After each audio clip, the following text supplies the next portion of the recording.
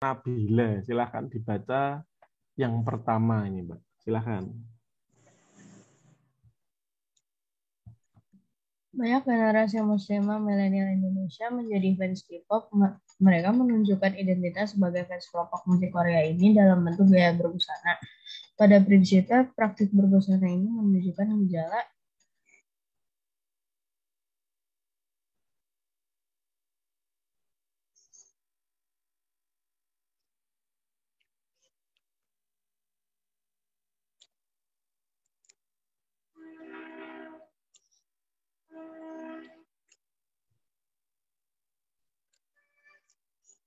Gejala apa ini?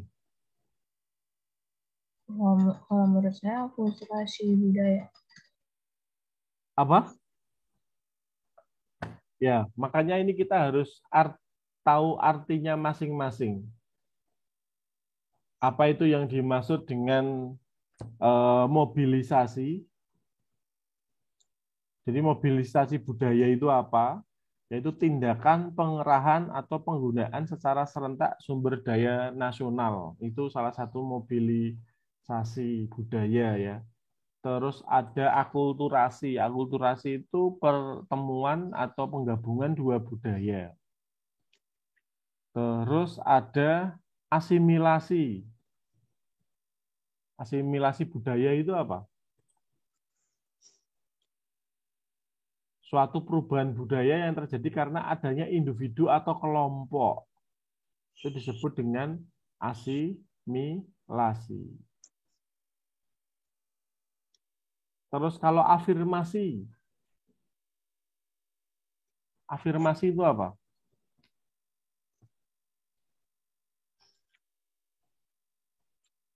Afirmasi nggak ada ya.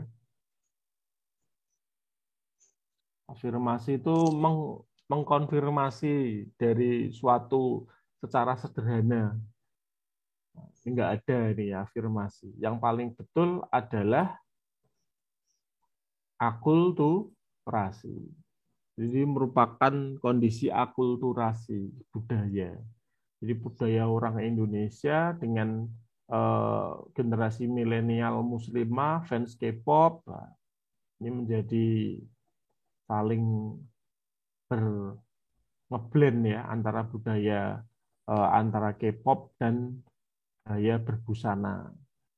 Karena memang anak-anak SMP, SMA ini kan banyak sekali yang melihat drakor ya, itu berpengaruh dalam nyanyian, bahasa, pakaian, cara berpakaian gitu. Untuk yang lainnya tidak tepat. Selanjutnya nomor 2, Mbak Syakila. Setiap awal bulan, Ibu Fatimah membeli bahan pokok beras di pasar desa karena harga lebih murah jika dibandingkan dengan harga beras di supermarket. Beras itu kemudian diberikan kepada tetangganya yang tergolong dalam kelompok fakir miskin. Motif yang dilakukan oleh Ibu Fatimah dapat dikelompokkan sebagai motif sosial. Oke, motif sosial. Betul ya, enggak usah saya jelaskan. Nanti akan dijelaskan Pak Afi lagi. Kebetulan ini ekonomi kan. Tadi udah kebaca, enggak apa-apa. Selanjutnya nomor 3, tak bantu. Pak Amir merubah jenis tanaman di ladangnya setelah melakukan refleksi terhadap kegagalan akibat ketidakpastian cuaca pada tahun tanam sebelumnya. Apa yang dilakukan Pak Amir ini menunjukkan bahwa tindakan manusia dipengaruhi oleh apa ini? Mbak Nabila atau Mbak Sakila?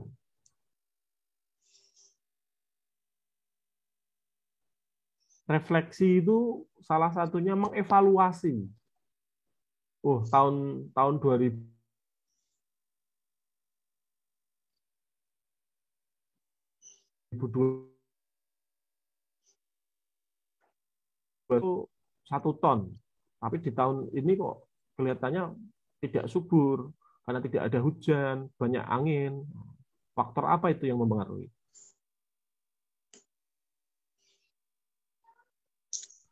Faktor alam, Kak. Oke, faktor alam. Betul sekali. Jadi faktor alam itu ya nanti kaitannya dengan global warming, kaitannya dengan kemarau yang panjang, itu faktor alam. Kalau faktor sosial biasanya kaitannya dengan masyarakat. Masyarakatnya bagaimana? Apakah merusak? Apakah tidak setuju dengan pertaniannya? Kayak pencemaran lingkungan? Nah, bisa. Nah, kalau faktor ekonomi ini adalah pada tahun 2022 harga cabai ini sangat mahal, per kilo ratusan ribu. Nah, maka para petani melakukan refleksi rata-rata menanam cabai. Nah, ini faktor ekonomi. Kalau faktor budaya itu faktor yang mempengaruhi kaitannya dengan kebudayaan yang ada di daerah tersebut. Contohnya apa yang kaitannya dengan kebudayaan? Nah, contoh hasil panennya digunakan untuk apa? Untuk salah satu syarat peribadatan atau umat agama tertentu mungkin. Digunakan untuk persembahan, itu bisa dalam faktor budaya. Untuk konteks pertanyaan ini yang paling tepat adalah yang A, faktor alam. Oke, selanjutnya soal nomor 4, Mbak Nabila.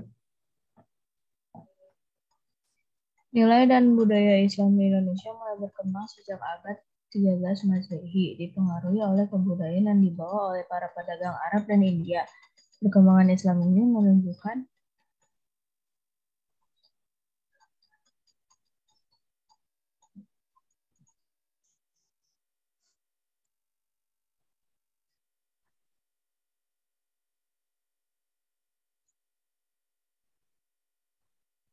Nggak kebaca ya, karena letaknya atas bawah ini. Mau saya tunjukkan soalnya lagi, Mbak Nabila? boleh, Kak.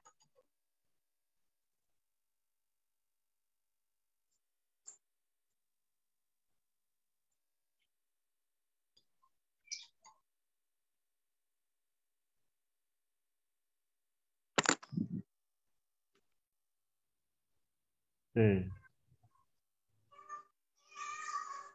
Jawabannya yang D, Kak. Yang letak Oke. geografis berpengaruh terhadap budaya penduduk. Oke, pinter, bagus ya. Yang D, letak geografis berpengaruh terhadap budaya penduduk. Kita lihat bahwa pada abad 13, para pedagang dari India dan Arab itu menuju ke seluruh dunia untuk menjual atau mendagangkan barang dagangannya.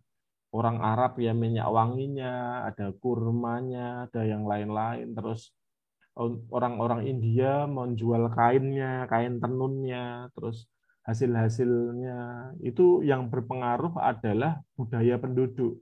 Jadi budaya penduduk ini sangat berpengaruh terhadap nilai-nilai budaya yang ada di Indonesia. Tentunya adalah Islam. Oke, selanjutnya nomor 5, Mbak Syakila. Pada waktu makan, seorang muslim diajarkan untuk menghabiskan dan tidak menyisakan makanan. Nilai Islam ini dapat dilakukan jika C. Oke, konsumsi dilakukan tidak berlebih-lebihan. Contohnya kalau kalian makan di prasmanan gitu ya, all you can eat. Jadi kamu bisa makan seberapapun kamu makan dengan bayaran tertentu gitu. Contoh kamu makan 100.000 bebas makan. Biasanya rata-rata restoran ada sanksinya. Ketika makannya berlebihan, tidak dihabiskan, disuruh bayar malahan. Karena apa yang sudah kita ambil ketika tidak kita habiskan, itu akan menjadi sampah. Akan dibuang tentunya. Makanya kita harus konsumsi dilakukan tidak berlebihan. Jadi secukupnya, sewajarnya. Dan bahkan Rasulullah menyatakan berhentilah makan kamu sebelum kenyang. Jadi artinya itu konsumsi dilakukan tidak berlebihan. Nomor 6, Pak Ahmad memberikan pinjaman tanpa bunga kepada usaha informal yang dimiliki oleh beberapa warga Muslim di Surabaya. Dalam konteks masyarakat Indonesia yang sebagian besar adalah Islam, tindakan yang dilakukan oleh Pak Ahmad sangat tepat karena usaha informal. Apa ini?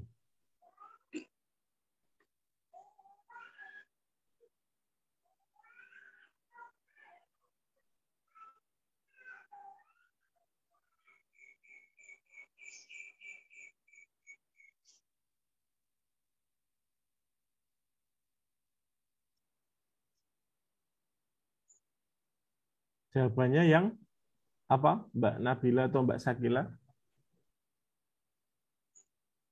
Oke, yang A ya, Mbak Nabila sudah menjawab. Semakin kecil sudut elevasi, maka pancaran dapat membuka lapangan kerja. Dapat meningkatkan devisa negara ya jelas tidak, karena tidak berbunga, ya kan? Terus tidak memiliki alat yang canggih, tidak membutuhkan pendidikan khusus, ini bukan. Yang masuk adalah yang A, betul sekali. Oke, sampai soal nomor 6 ini jawabannya betul semua nih, bagus, keren. Selanjutnya soal nomor 7, Mbak Nabila, silahkan dibaca. Pak Rahmat adalah penjual kopi terkenal di wilayah Kabupaten Banyuwangi, Jawa Timur.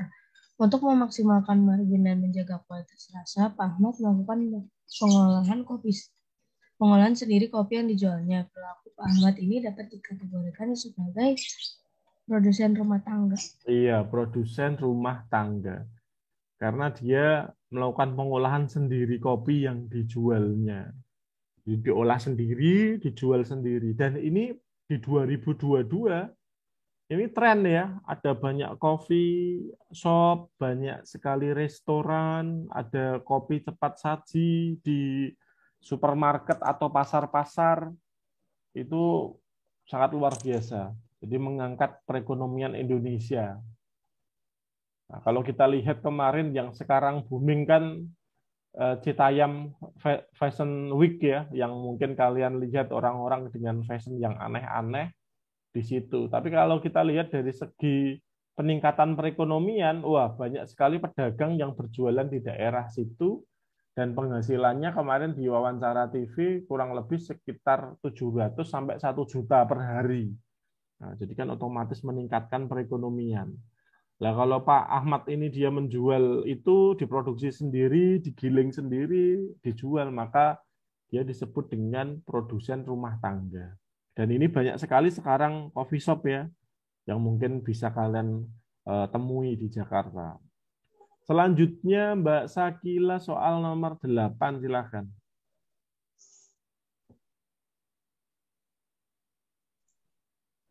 Islam berkembang di Indonesia dengan beragam strategi. Salah satunya dengan penciptaan karya sastra dan pertunjukan seni yang mengelaborasi karya periode sebelumnya. Realitas ini menunjukkan bahwa Oke, jadi Islam menyesuaikan setting dengan budaya lokal, tepat sekali. Jadi berkembang di Indonesia dengan beragam strategi, salah satunya adalah dengan penciptaan karya sastra, menunjukkan seni yang mengelaborasi karya periode sebelumnya. Realitas ini menunjukkan bahwa setting budaya lokal. Salah satu contohnya mungkin di Semarang. Di Semarang itu ada Laksamana Cengho ya, ada kelenteng Kota Lama. Kelenteng itu ya sekarang digunakan untuk masjid. Nah, tidak apa-apa gitu. Terus ada di Masjid Menara Kudus. Masjid Menara Kudus itu dia bentuknya seperti pura. Karena rata-rata orang Kudus dulunya secara histori agamanya Hindu. Tapi oleh Sunan Kudus, dia melakukan setting budaya lokal dibuat masjid yang itu menyerupai pura. Nah, ini salah satu contohnya ya. Dalam segi berpakaian pun juga demikian. Nah, jadi jangan sampai kita tidak menghormati budaya asli yang ada di Indonesia. Karena bagaimanapun juga Islam itu adalah agama pendatang. Nah, Pak Andi Islam, kalian Islam, ya kita harus saling menghormati. Dalam konteks soal ini, makanya kita setting budaya.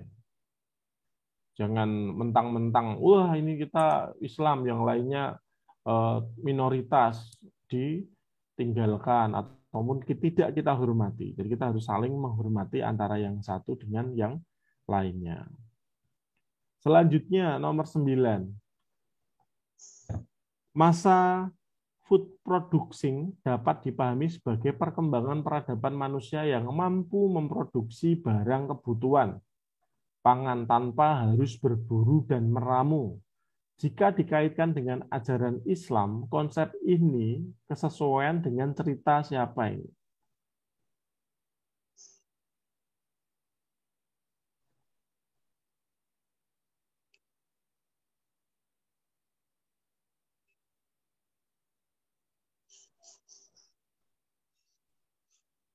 Oke, jawabannya yang B ya. Tepat sekali. Persembahan Habil dan Qabil itu food producing. Kalau Nabi Yusuf, istana Nabi Sulaiman, dan Nabi Nuh, pembuatan Nabi Nuh ya tidak cocok ya. Istana Nabi Sulaiman juga tidak cocok. Nabi Sulaiman itu dikatakan Nabi yang paling kaya ya, dengan kemampuan yang luar biasa. Semua doa yang diberikan atau dipanjatkan Nabi Sulaiman dikabulkan. Saya pengen kaya raya, ya Allah, dikabulkan jadi kaya. Saya pengen diberikan istri cantik, ya Allah, diberikan istri cantik. Semuanya diberikan. Ya, tapi yang paling tepat adalah yang B, persembahan Habil dan Qabil. Ini menceritakan, memahami tentang perkembangan manusia yang mampu memproduksi barang kebutuhan tanpa harus berburu dan meramu. Habil dan Qabil itu putranya siapa ya?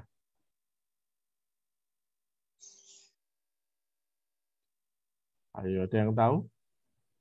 Nabi Adam ya, Nabi yang pertama itu. Jadi masa Nabi Adam itu masa di mana manusia itu belajar dalam masa food producing. Oke, selanjutnya soal nomor 10, Mbak Nabila, silahkan. Aceh merupakan salah satu daerah yang terkena bencana tsunami. Dari catatan sejarah menunjukkan bahwa terjadi perubahan pola pemukiman warga dari dataran rendah ke tinggi dan sebaliknya. Kondisi ini menunjukkan pemukiman warga mengikuti letak ketinggian daratan.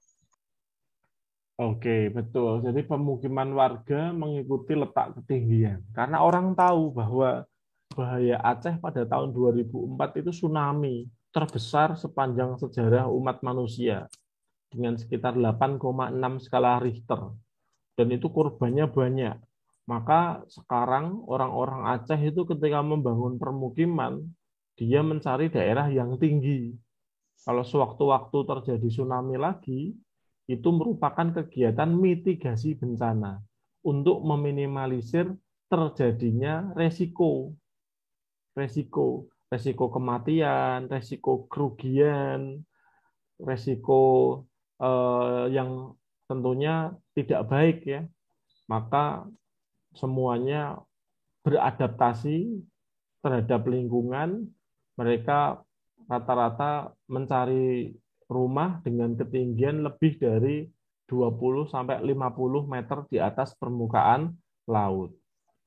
Nah, dan banyak sekali ya, wah, masjid-masjid yang ada di Aceh itu banyak yang tidak roboh, tidak hancur. Kalau kita dilihat dari segi apa ya, kita lihat dari struktur bangunan, karena masjid itu tidak ada yang punya satu pintu. Kalau rumah satu pintu dimasuki air, air nggak bisa keluar, maka dia akan nabrak tembok, maka rumahnya bisa ngeroboh. Tapi kalau di masjid, pintunya dari kanan, kiri, depan, belakang, semuanya rata-rata ada pintunya. Jadi ketika air masuk, otomatis bisa keluar di pintu yang lain. Itulah menyebabkan di daerah masjid tentunya menjadi daerah yang tidak roboh, tetap berdiri. Bahkan masjid-masjid di Aceh, kalau kamu lihat di Google ya, itu sangat berdiri dengan kokoh. Ini saya tunjukkan, Pak Andi, masjidnya ya. Salah satunya ya ada masjid yang ada di sana, ada Masjid Raya Aceh ya. Oke, ini saya tunjukkan. Itu yang Pak Andi maksud. Nah, ini. Masjid Rahmatullah, terus ada masjid yang ada di Aceh. Rata-rata semuanya berdiri, sedangkan yang lainnya hancur. Selain tentunya ya dilindungi Allah ya, itu kita percayai. Tetapi kalau kita bahas secara logika, terus teknik bangunan, ini karena ini lubang-lubang di dalam masjid. Kalau kamu lihat kanan kiri, depan, belakang, atas, bawah, semuanya adalah lubang. Jadi ketika suatu rumah ini dimasuki air, air itu bisa keluar lagi, maka bangunan ini menjadi tidak bermasalah begitu. Tapi kalau rumah-rumah penduduk kan paling 1-2 pintu. Lewat jendela, masuk pintu depan, di belakang nggak ada pintunya. Nah, air nggak bisa keluar, maka mendorong tembok. Maka temboknya bisa hancur, tembok hancur bisa roboh. Nah ini ada Aceh, ada Palu, ada Lampung. Nah, ini adalah salah satu masjid-masjid yang itu bangunannya, strukturnya aman ya, karena memiliki lubang. Dan tentunya ya karena ridho sama rahmat dari Gusti Allah atau Allah Subhanahu wa taala, ini menjadi daerah yang aman dan bahkan dijadikan tempat permukiman. Dan struktur di dalam bangunan di sana kan beton. Jadi beton itu yang paling kuat karena di sana ada apa namanya? Besi-besinya ya, dan bangunannya tebal-tebal. Maka bisa selamat dengan baik. Selanjutnya Mbak Sakila soal nomor 11, silahkan bisa dibaca.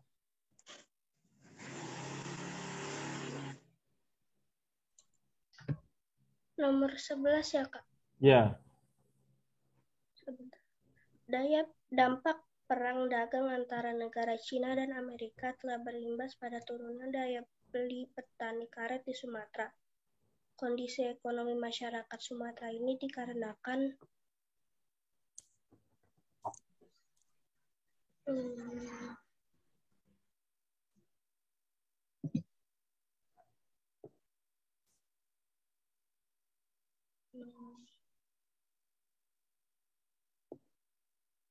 maaf Kak, boleh lihat soal lagi Kak? Oke.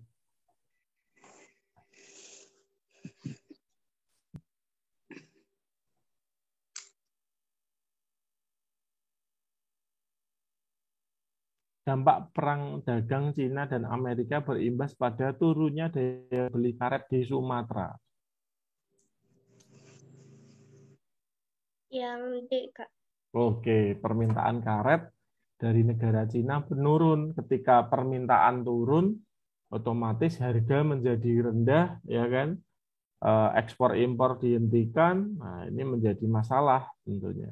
Kalau produksi karet alam mengalami kenaikan, ya tentunya petani di Indonesia, di Sumatera sangat makmur ya, harganya menjadi tinggi. Terus penawaran adanya barang substitusi karet. Substitusi itu barang pengganti. Sementara ini ya nggak ada ya, karena karet itu bahan baku utama. Yang menggantikan karet itu apa ya, plastik atau apa. Tapi tetap orang lebih suka karet daripada plastik sintetik yang untuk barang penggantinya. Terus yang C, konsumsi karet alam di negara Cina naik. A dan C itu sama. Ketika naik, otomatis permintaannya tinggi. Nah, ini yang dimaksud karena turun, otomatis permintaannya rendah atau menurun. Maka 11D, tepat sekali. Selanjutnya adalah yang 12, transmigrasi merupakan salah satu bentuk politik etis yang dijalankan oleh perintah kolonial Hindia Belanda. Politik etis itu politik balas budi. Pada awal abad 19. Kebijakan ini diambil untuk apa ini?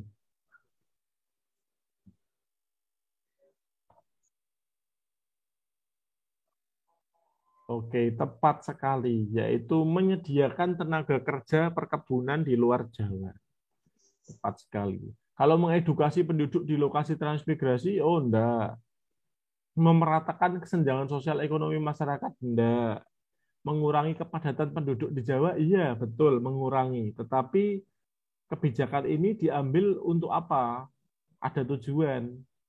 Nah, yaitu menyediakan tenaga kerja perkebunan di luar Jawa. Karena Pulau Jawa penduduk yang paling padat di Indonesia, maka tenaga kerjanya berlimpah. Bagaimana kalau ditransmigrasi ke Kalimantan, ke Sumatera, untuk memeratakan penduduk serta menyediakan tenaga kerja perkebunan. Karena memang sektor kolonial Hindia Belanda itu ke perkebunan. Gitu. Selanjutnya 13, Mbak Nabila. Jalan Pos Dendels yang menghubungkan wilayah Anyer dengan Panarukan dibangun pada zaman kolonial. Perubahan dan perkembangan pemerintahan dari masa ke masa telah menyebabkan perubahan awal fungsi jalan tersebut, kecuali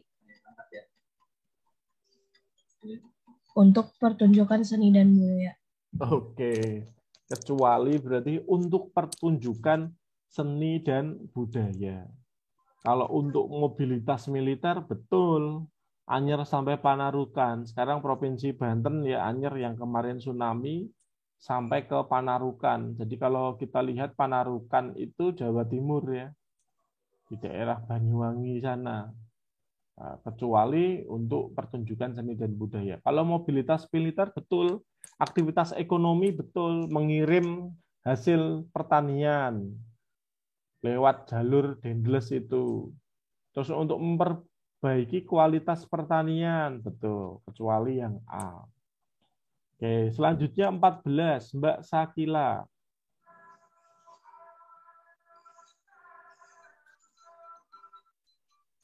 Liberalisasi ekonomi memungkinkan ekspansi satelit usaha bisnis global di Indonesia. Salah satu usaha global yang menjamur adalah retail fast food. Yang termasuk usaha retail ini adalah C. Oke, retail fast food. Ya, jadi fokus ke retail semua ya. Kalau kita lihat ada Fanta, Fanta ini bukan retail, Fanta sama dengan Coca-Cola, ya kan? Terus kalau Dunkin Donut, McD, KFC betul, tapi karena ini ada Carrefour maka salah. Carrefour kan punyanya orang Indonesia ya. Hairil Tanjung ya yang punya Trans Studio, Trans TV, Trans 7 itu adalah ini. Bukan, maka CFC, KFC dan TFC. Jadi retail gitu.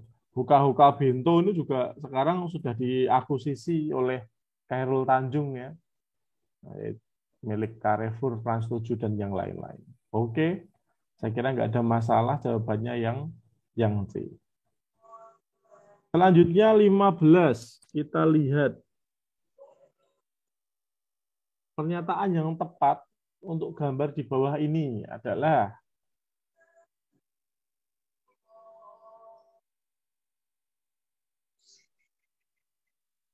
ini adalah gambar gedung apa ya?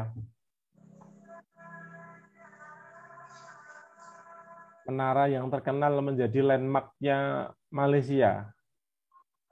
Gedung Menara Petronas ya. Gedung kembar. Tapi di situ ada kabut yang menutupi gedung tersebut. Nah, kalau D warga Singapura, ini di Malaysia kok Singapura, berarti kita corek, kita tepis. Jadi kalau kita mau menjawab, kita eliminasi jawaban yang salah dulu. Terus B, aktivitas warga tidak terhalang dengan asap. Wong ini jelas-jelas terhalang kan. Terus masyarakat di Singapura dapat beraktivitas dengan normal loh. Kok Singapura ini kan Malaysia. Ya, tentunya jawaban yang tepat yang C. Asap pembakaran lahan di Sumatera dan Kalimantan mengganggu aktivitas warga negara Malaysia. Jadi ketika kita membahas semua soal dalam kompetisi perlombaan, kalau pengen juara tingkat nasional, itu kita tepis atau kita eliminasi terlebih dahulu. Dan kita yakinkan jawaban itu salah. Jangan langsung, oh ini betul. Gitu. Langsung kamu pilih ya. Tapi kalau kamu eliminasi dulu, kamu lihat dulu. Begitu. Selanjutnya soal nomor 16, Mbak Nabila. Singapura dikenal sebagai satu eksportir bahan bakar minyak atau BBM ke Indonesia. Kemampuan ini tidak lepas dari Kapasitas produksi kilang melebihi kebutuhan. Oke, kapasitas produksi kilang melebihi kebutuhan. Jadi diketahui sebagai salah satu eksportir bahan bakar minyak ke Indonesia, kemampuan ini tidak lepas dari kapasitas produksi kilang melebihi kebutuhan. Artinya apa? Karena penduduknya sedikit, jalan yang ada di Singapura itu juga sedikit, dia kepulauan sangat kecil sekali, mungkin se-DKI Jakarta begitu. Sedangkan Indonesia kan 17.000 pulau dari Sabang sampai Merauke, maka inilah yang faktor yang menyebabkan karena sudah full maka diekspor, yang paling membutuhkan adalah Indonesia gitu atau Malaysia, maka dikirim ke sana. Kalau SDM dengan pendidikan tinggi nggak ada kaitannya, kebijakan ekonomi berorientasi ekspor tidak ada, memiliki sumber daya minyak berlimpah, iya, tetapi yang lebih tepat yang D. Selanjutnya Mbak Sakila, soal nomor 17.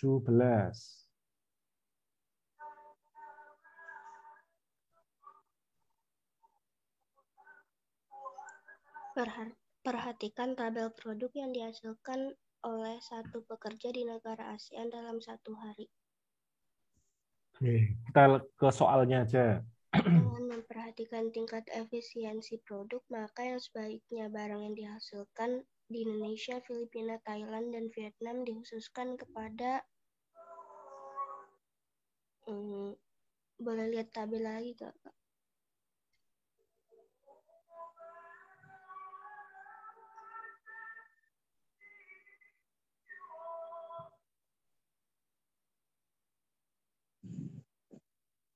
Kita lihat lagi.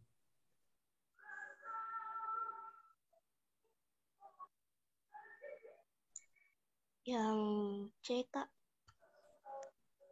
Oke, jadi nomor 17 yang tepat yang C. Bener nggak ini? Baju, sepatu, kancing, dan kain.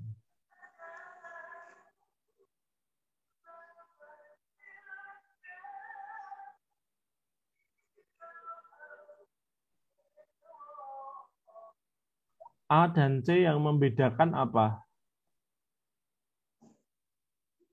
Kaos kaki ya, kita cek kaos kaki.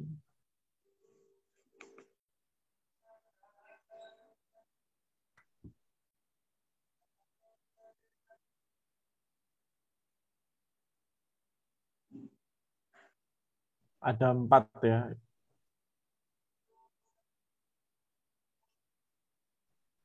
Jadi yang perlu kita pahami bahwa ketika kita membuat baju itu harus ada kancingnya.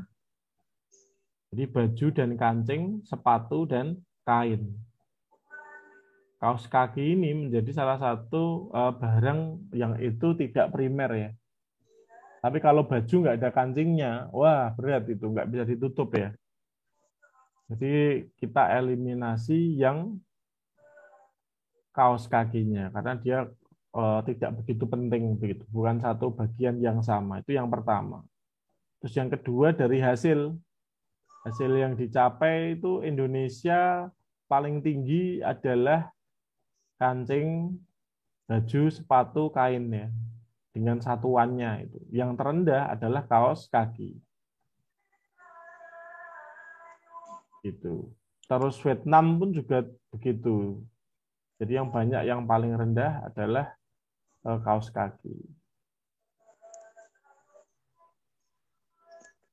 Oke.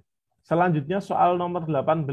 Pada musim kemarau, para petani di desa pergi merantau ke kota besar seperti Jakarta dan Surabaya untuk mencari pekerjaan. Keberadaan kelompok petani mencari kerja ini dapat digolongkan sebagai apa itu?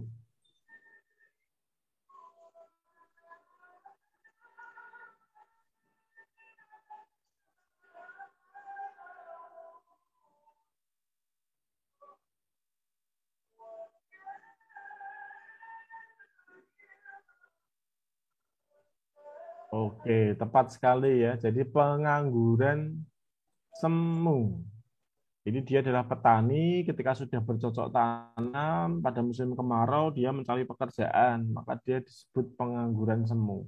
Yang artinya pengangguran semu itu pengangguran yang dia setengah-setengah. Sebenarnya dia nggak nganggur, ada pekerjaan, tapi pada musim atau bulan tertentu dia tidak bekerja, maka disebut dengan pengangguran semu. Selanjutnya 19,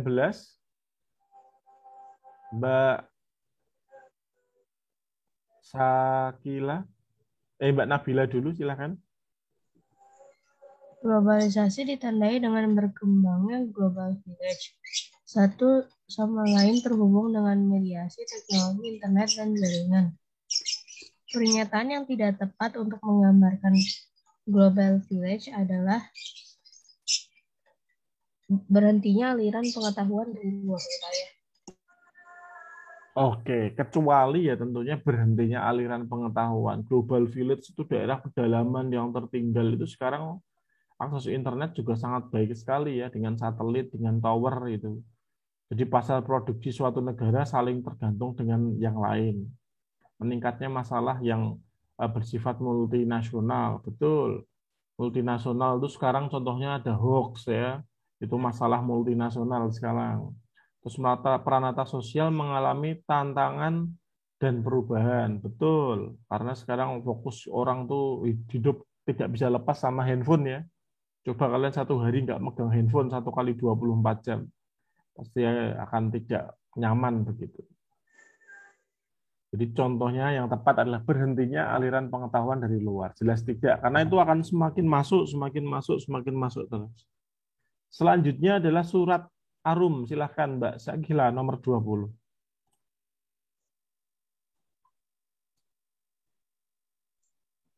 Surat Arum pada ayat 41 membahas tentang kerusakan lingkungan di daratan dan lautan. Pernyataan yang tidak tepat dalam surat tersebut adalah sebentar, Kak.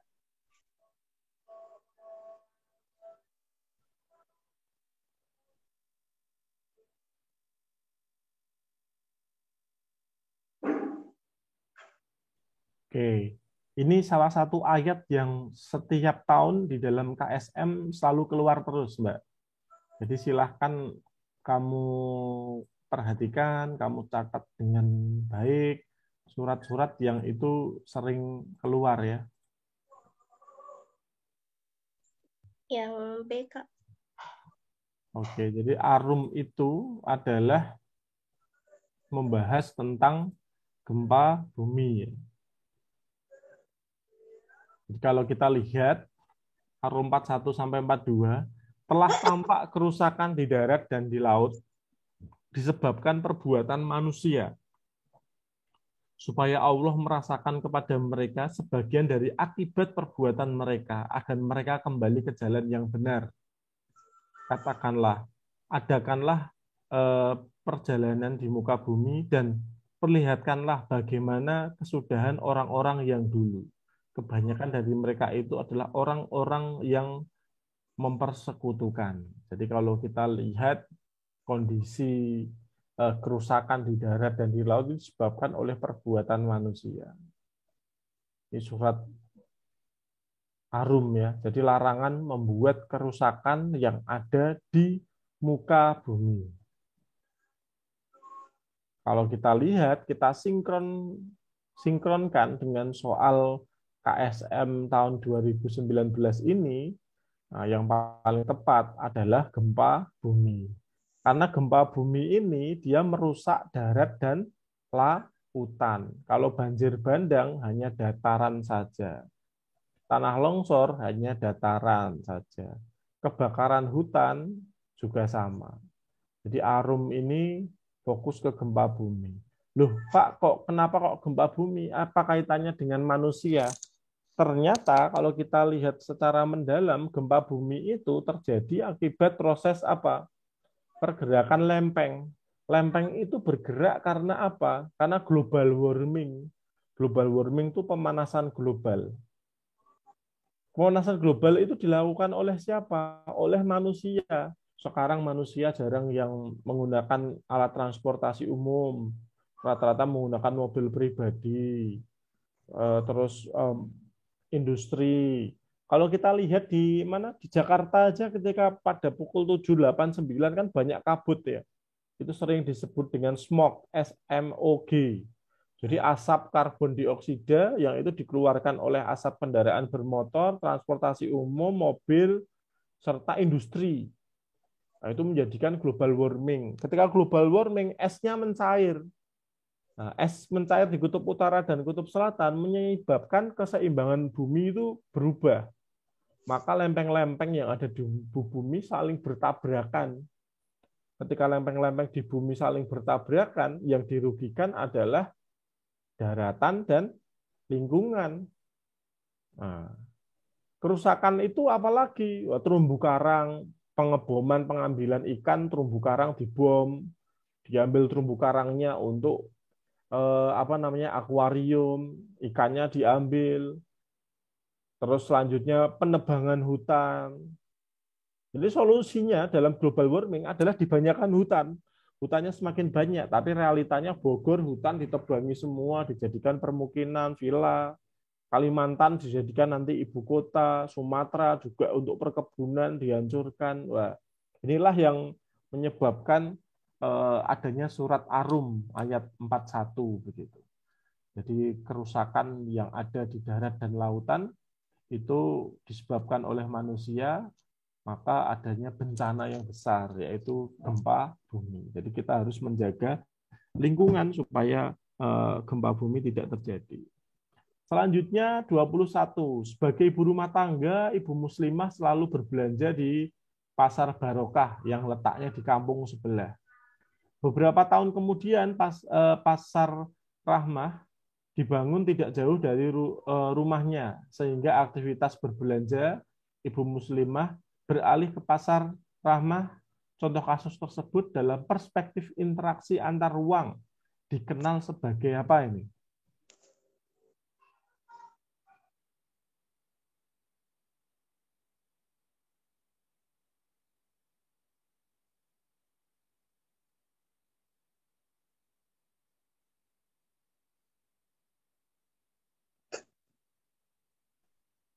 Oke, berarti kesempatan antara, betul ya?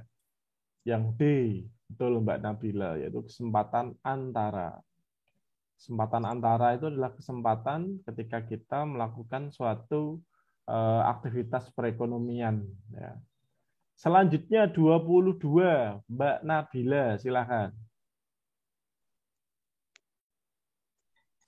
Desa Darussalam dikenal sebagai desa yang makmur dengan kondisi sarana dan prasarana memadai. Meski tidak mewah, namun keberadaan pasar, madrasah, masjid, hingga akses jalan desa serta alat komunikasi memadai. Dalam perspektif interaksi antar ruang, kondisi ini mempengaruhi kebolehan distribusi barang dan jasa.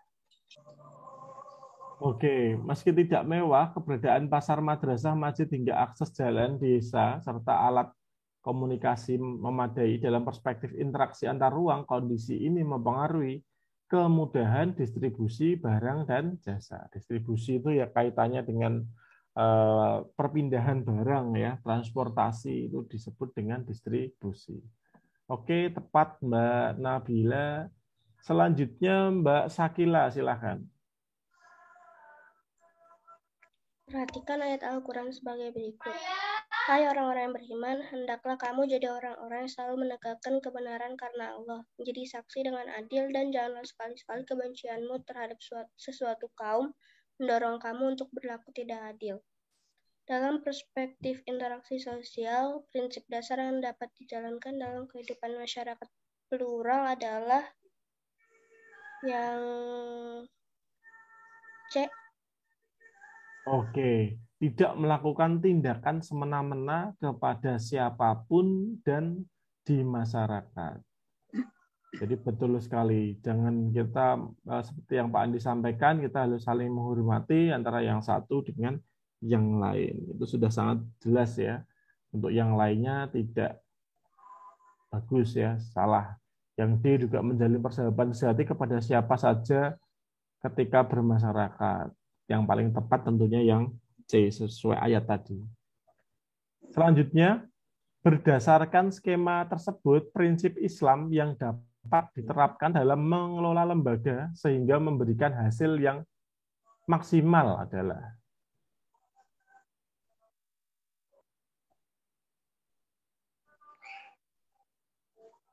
apa ini?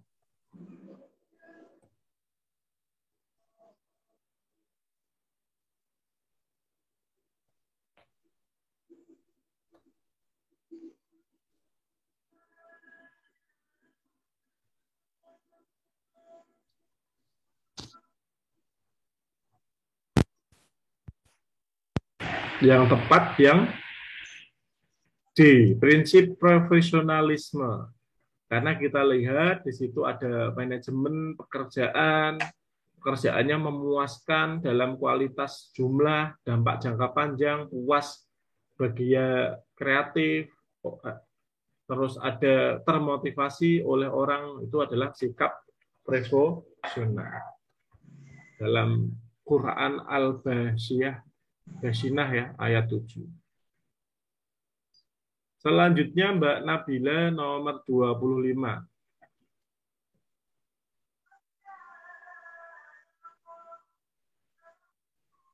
Silahkan dibaca Mbak Nabila. Salah satu indikator yang menunjukkan keterhubungan pembangunan infrastruktur dan pengembangan ekonomi makro yang dilakukan oleh pemerintah adalah memperbesar aspek penyerapan dan sirkulasi barang dan orang.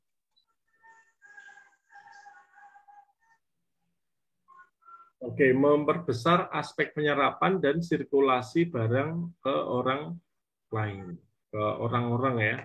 Salah satu indikator menunjukkan keterbukaan pembangunan infrastruktur. 26, Mbak Syakila. Secara sosiologi ekonomi, kebiasaan masyarakat Indonesia semakin gemar belanja di hypermarket, supermarket, di mall menunjukkan gejala yang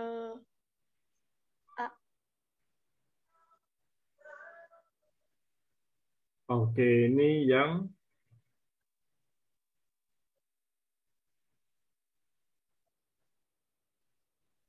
A itu yang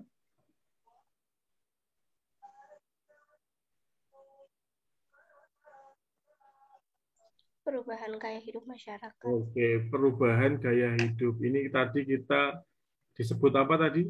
Gaya hidup yang seperti itu?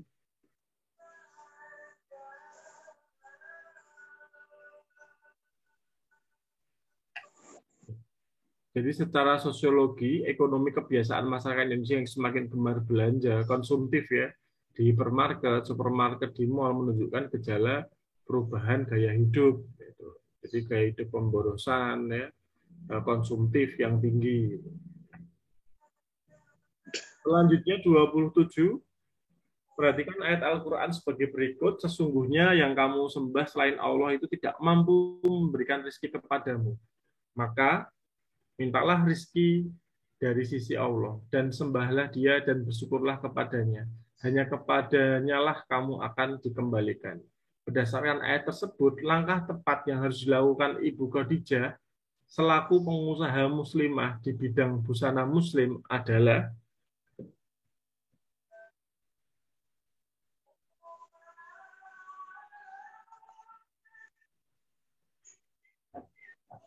apa ini?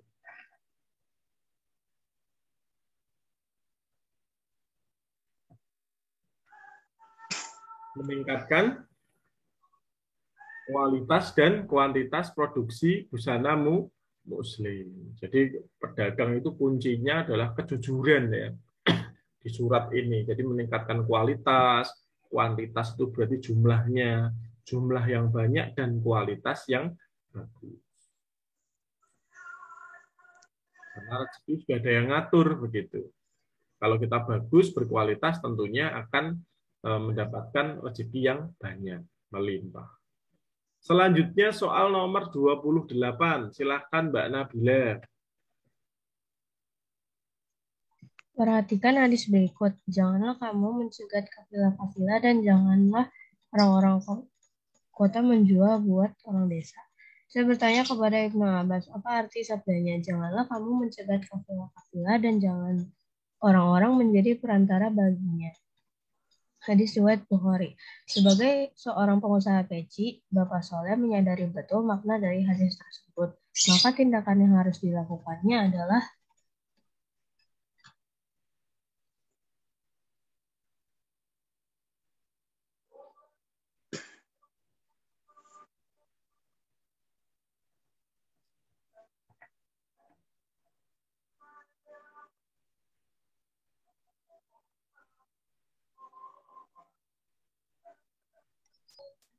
yang BK yang menguasai pasar peci di seluruh wilayah Jawa dan Bali secara tunggal.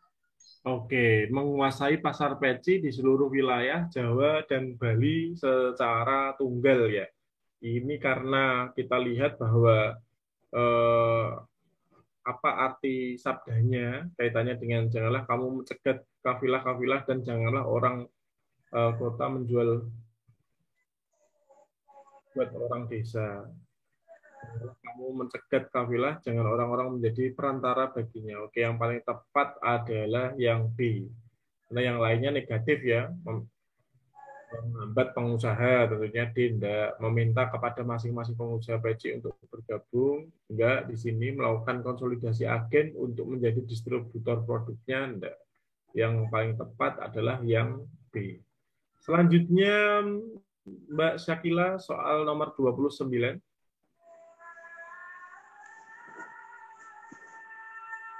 Jokenmodinger merupakan sampah daur yang merupakan penanda ditemukannya kehidupan masyarakat di masa bercocok tanam atau food production.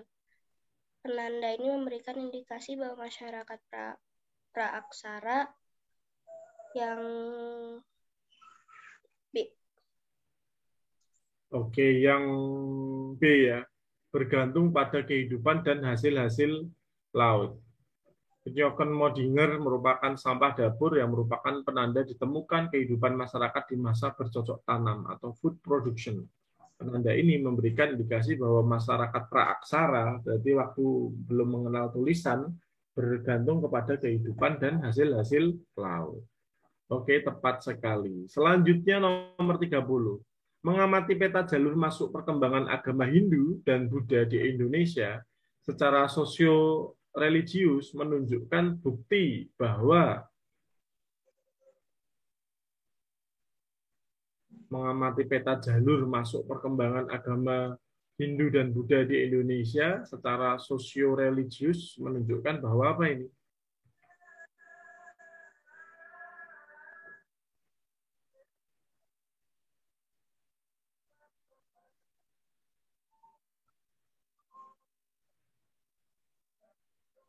Jadi waktu dulu India juga kerajaan ya sistemnya ya, tentunya yang paling tepat adalah yang C, adanya penguasaan raja di India terhadap kerajaan di Indonesia.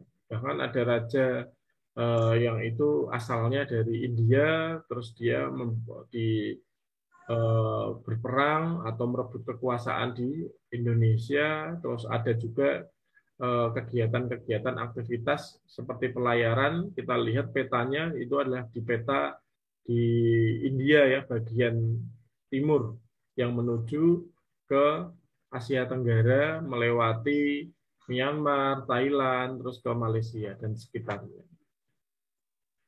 Oke, selanjutnya 31 Mbak Nabila, silakan.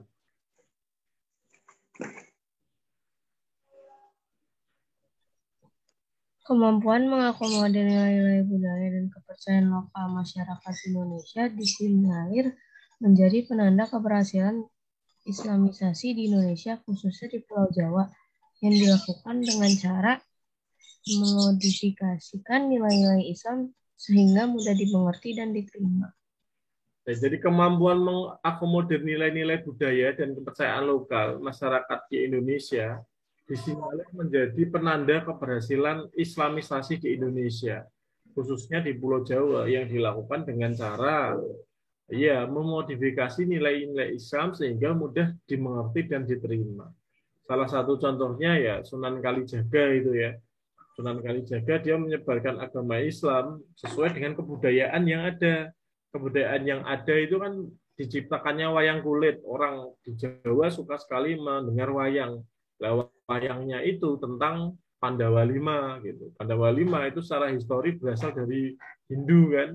Tapi orang eh, sana orang Sunan Kalijaga membelokkan atau mungkin memodifikasi cerita sesuai dengan ajaran-ajaran Islam. Jadi memodifikasi artinya nilai-nilai Islam sehingga mudah dimengerti. Ini salah satu contohnya. Dan banyak lagi yang menyebarkan agama Islam yang lain. Selanjutnya 32, Mbak Syakila.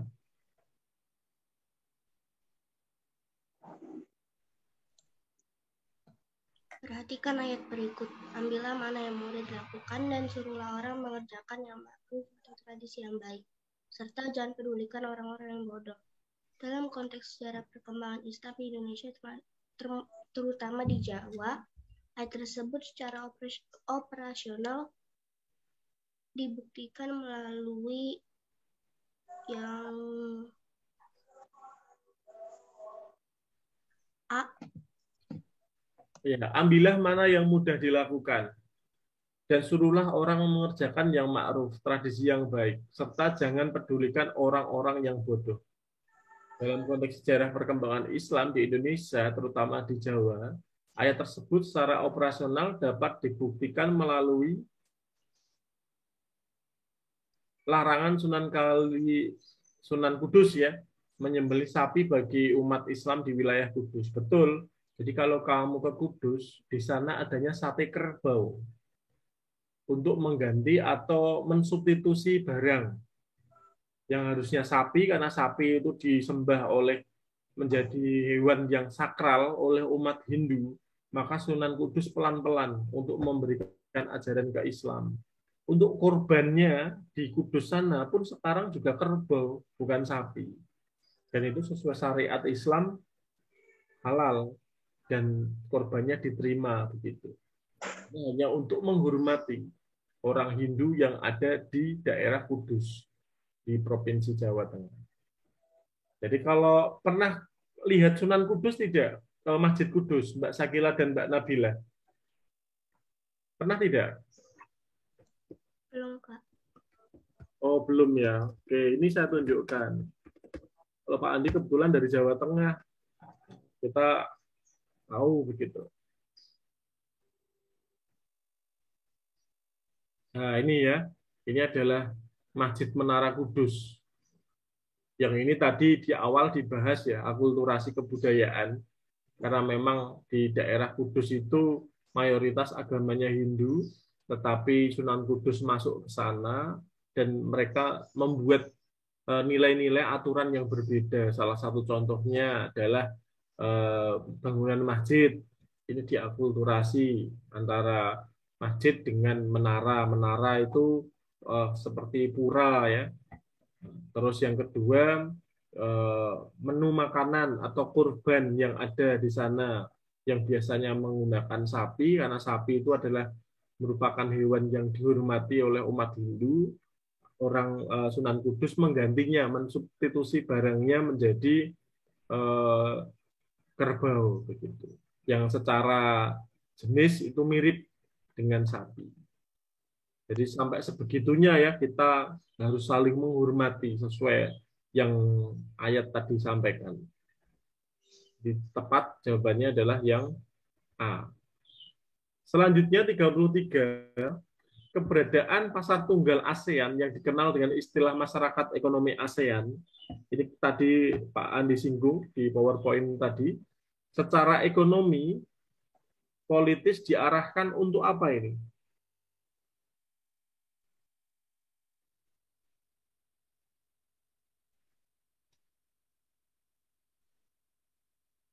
Secara politis.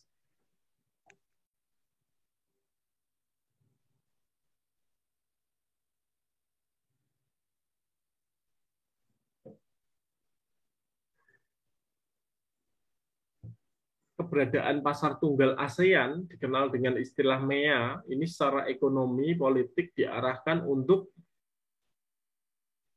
meningkatkan daya saing ekonomi ASEAN terhadap Tiongkok dan India. Jadi meningkatkan daya saing ekonomi ASEAN terhadap Tiongkok dan India. Secara karena apa ya? Kita lihat Tiongkok atau Cina penduduk nomor 1 dunia, India nomor 2 dunia, mereka penduduknya paling banyak. Ketika penduduk paling banyak, maka tenaga kerjanya menjadi murah. Maka industri sangat merajalela di sana, industri jasa, pabrik dan yang lain-lain. Maka di bentuknya MEA ini salah satunya adalah untuk membuat daya saing ekonomi ASEAN terhadap Tiongkok dan India. Oke, selanjutnya 34, Mbak Nabila.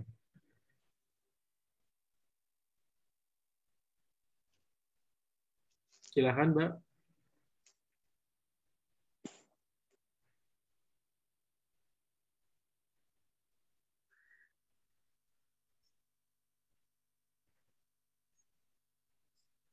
Masih di mute, Mbak Nabila. Hadirnya AFTA atau ASEAN Free Trade Area memberikan konsekuensi bagi bangsa-bangsa Asia Tenggara, terutama Indonesia, dalam hal penyiapan sumber daya manusia dengan keterampilan yang memadai. Oke, jadi menyiapkan sumber daya manusia keterampilan yang memadai adalah salah satu konsekuensi dari AFTA ya. Kalau menghadirkan investor tidak, menghadirkan tenaga konsultan ahli dalam UMKM tidak. Jadi yang menyiapkan sumber daya manusia yang terampil dan memadai. Selanjutnya 35, Mbak Syakila.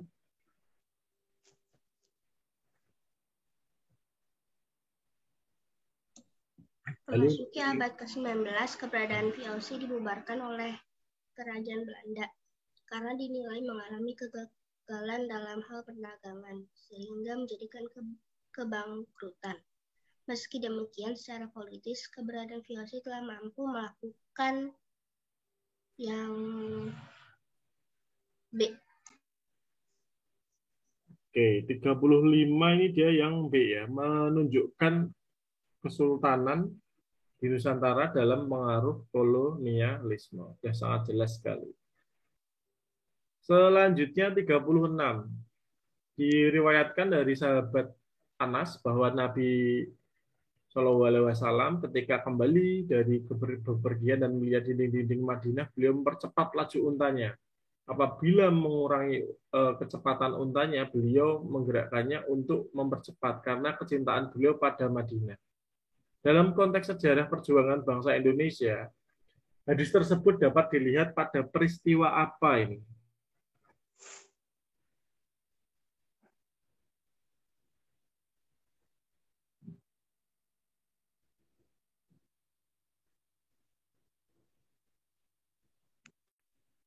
Yang paling tepat adalah keluarnya resolusi jihad yang disampaikan Hadratus Syekh Hasyim Asy'ari. Jadi Kiai Hasyim Asy'ari itu adalah pendiri ormas yaitu Nahdlatul Ulama ya, Hasyim Asy'ari. Kalau Ahmad Dahlan itu kiai juga yang dia mendirikan ormas Muhammadiyah yang sekarang berpusat di Yogyakarta ya. Sedangkan Nahdlatul Ulama itu dia berpusat di Jawa Timur. Jadi yang paling tepat adalah yang B. Selanjutnya 37, Mbak Nabila, silakan. Proses kolonialisme yang dilakukan Jepang terhadap Indonesia dinilai lebih mudah dibandingkan Belanda. Hal ini lebih disebabkan pihak Jepang berusaha mengaruhi rakyat Indonesia dengan cara bahasa Indonesia diizinkan digunakan sebagai bahasa pengantar. Oke, bahasa Indonesia diizinkan sebagai bahasa pengantar. Tepat sekali. Selanjutnya 38.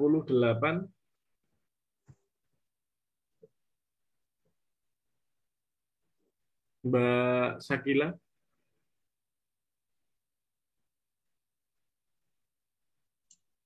Semangat kebangsaan yang muncul pada kaum terpelajar Indonesia di masa pergerakan mewujud dalam bentuk perjuangan organisasi pergerakan nasional dengan tujuan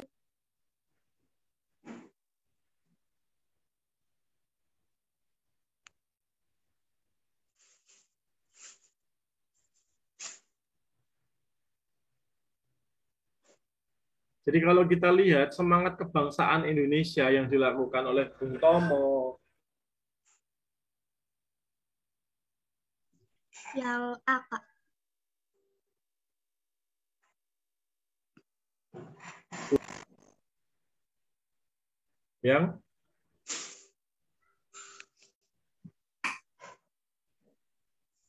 yang mana Mbak Syakila?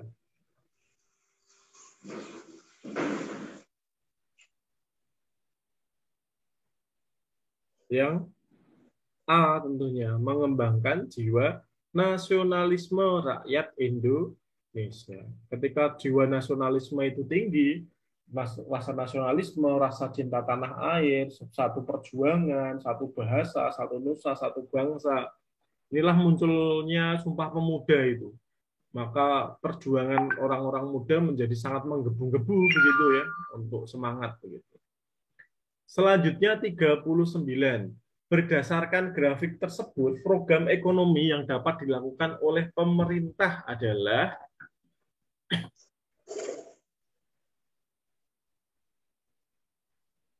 apa ini? Berdasarkan grafik tersebut, program ekonomi yang tepat dilakukan oleh pemerintah.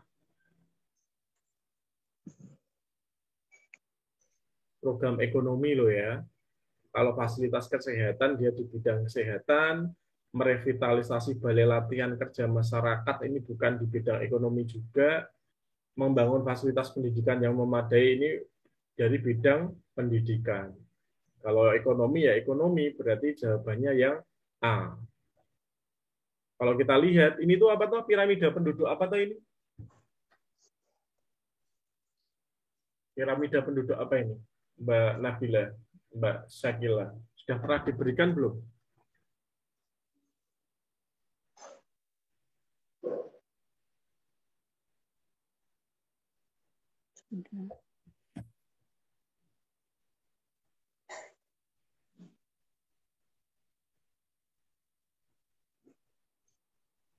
Piramida penduduk ekspansif. Jadi piramida penduduk kerucut ini ada di negara maju, kalau ini ada di Indonesia berdasarkan kelompok umur ini. Oke. Selanjutnya nomor 40. Silahkan Mbak Nabila yang terakhir nih 40 ya. Konsekuensi terbesar jika program pembangunan tidak memperhatikan keadaan sebagaimana pada grafik tersebut adalah semakin besar kemungkinan munculnya pengangguran usia muda. Oke. Jadi kalau dampak negatif dari adanya piramida ekspansif atau piramida kerucut atau piramida muda ini adalah semakin besar kemungkinan munculnya pengangguran di usia muda.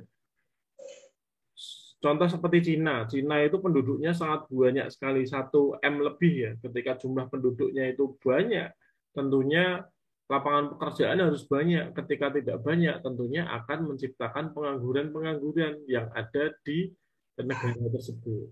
Maka tugas pemerintah adalah menciptakan lapangan-lapangan pekerjaan yang baru. Jangan sampai nanti mengalami transisi penduduk. Jadi pada 2030 ke atas nanti kita akan mengalami namanya bonus demografi. Bonus demografi itu usia mudanya lebih banyak dibandingkan usia tua. Yang dilakukan adalah menciptakan lapangan pekerjaan sebesar-besarnya. Ketika lapangan pekerjaan yang besar ini tidak ada, maka akan menciptakan pengangguran. Pengangguran itu sangat banyak, kebutuhan itu tinggi, tidak bisa memenuhi, akan munculnya kriminalitas.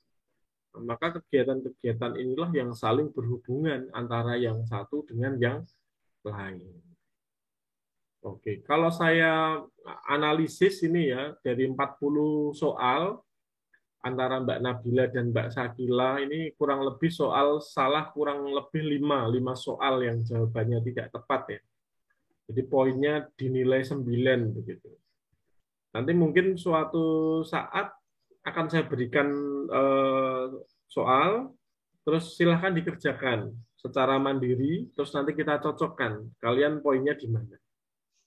Karena memang dalam pembimbingan yang paling tepat yang pertama materi dulu, setelah itu bahas soal. Karena di dalam soal itu kan nanti ada beberapa macam materi itu. Nanti kalau Pak Andi tidak jelas, nanti akan kita jelaskan, kita bahas di situ supaya kalian lebih paham dari yang sudah ada. Oke, jadi di angka 9 ya.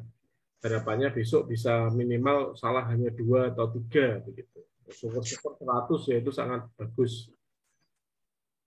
Oke, karena waktu yang memisahkan kita, saya konfirmasi dulu Mbak Sakila dan Mbak Nabila apakah ada yang mau ditanyakan? Silahkan kaitannya dengan pembahasan soal KSM tahun 2019 tingkat kabupaten kota, dan yang selanjutnya kaitannya dengan materi tadi tentang kondisi geografis negara-negara ASEAN atau negara di Asia Tenggara.